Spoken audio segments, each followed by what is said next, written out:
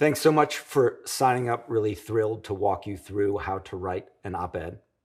The first thing that you need to keep in mind when writing an op ed is that it needs to make an argument. This is central to writing any op ed, whether it's writing about whether Batman is better than Superman, whether women should wear bras or not wear bras, whether you believe in Trump or not. Op eds need to create an argument. And the ancillary to this is that this isn't an argument like you might make in Thanksgiving Day dinner where you're arguing with a relative. You need to really have evidence.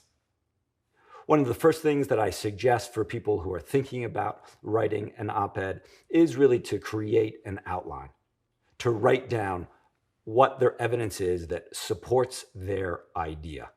And it can be simple where you have an argument.